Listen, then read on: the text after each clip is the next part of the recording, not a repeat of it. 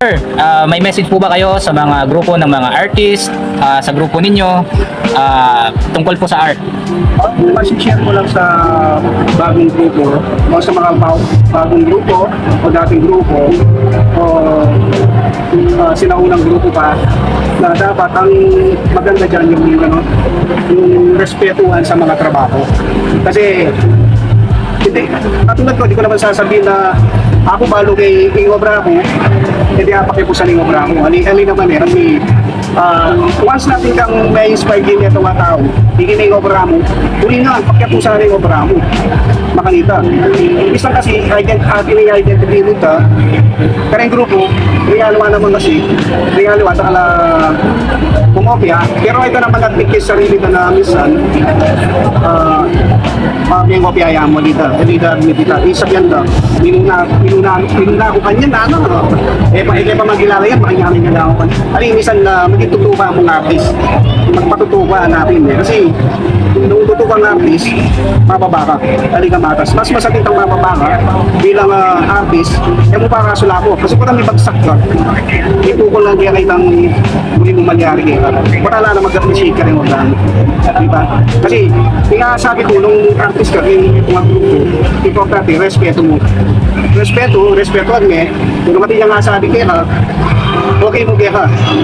Alaya nga sabi, okay pa mo rin ba? May maging feedback yung relation nyo bilang grupo, masantiga lang yung guy. Lakota mo inggit.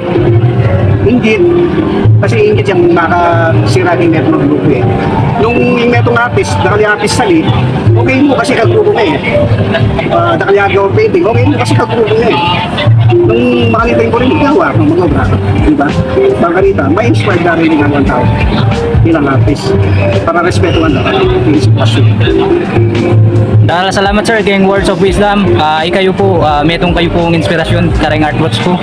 Mixed media la rin. Salamat po. Thank you. Sir Aurelio de Guzman po.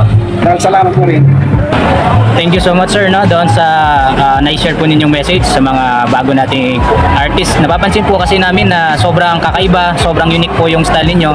Kaya po natanong po namin ang inspiration behind your works. At napakalalim po pala napakalalim ng hugot sa pamilya at saka yung lalim po ng inyong kakayahan talaga pong na-appreciate po namin.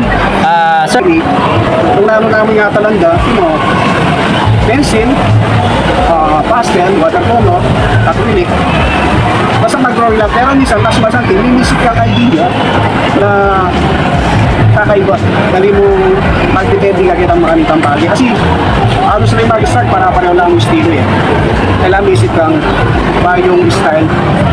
O ating kang contribute pang makasanti niya kitang material sa gamitan mo. Liban kayong medyo acrylic, oil, pastel, watercolor.